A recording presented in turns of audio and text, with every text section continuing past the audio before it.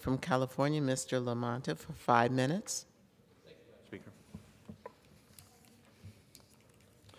Madam Speaker, I've had a chance on several occasions to visit our southern border between the U.S. and Mexico. Of course, I wish our people in the White House would take the time. It is a very important thing. There's not more important things to do than to see firsthand for the President and the Vice President of the mess we have among our four border states.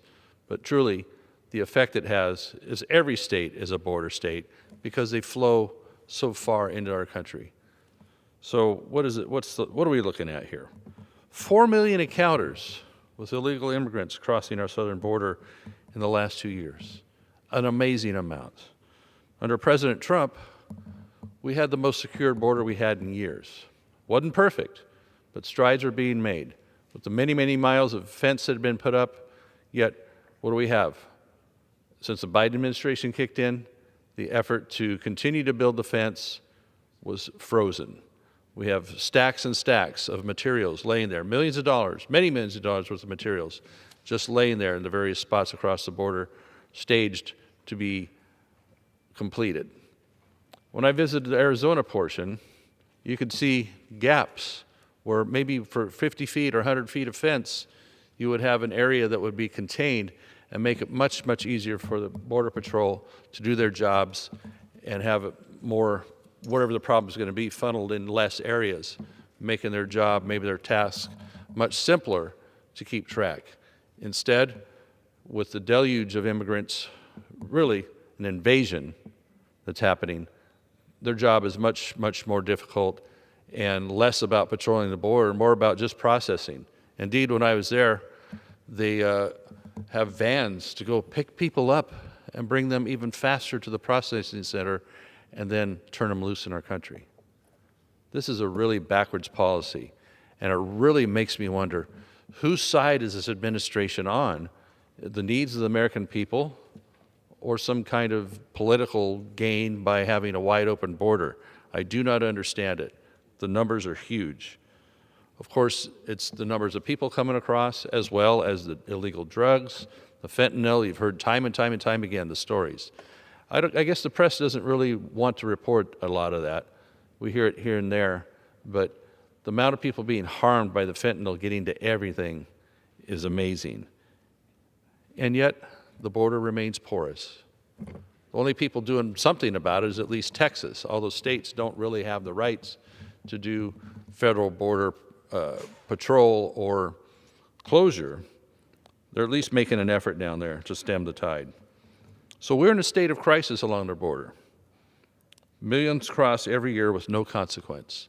We expect them maybe going to come back for a hearing if indeed they're eligible for an asylum hearing, but that's really naive. So there's plenty of tools already in the law to stop it. We don't really need reform on immigration. We need to enforce the rules we have. Yet what's the direction we're going? We're going to see Title 42, which is able to make limitations due to the health care crisis because of COVID. They want to let that go to the sidelines now, getting rid of Title 42. We already have a crisis. We already have a giant wave coming in. This is just going to exacerbate it. We already have gigantic problems. It's going to be added to by letting Title 42 expire. Every country that is a country has borders and laws on that. Why is the U.S. different now under the Biden administration and under Democrat rule that we are not allowed to enforce our borders? And indeed, the issue, as you squish the balloon, we're seeing now an effect on the Canadian border, something that hasn't been talked about a lot.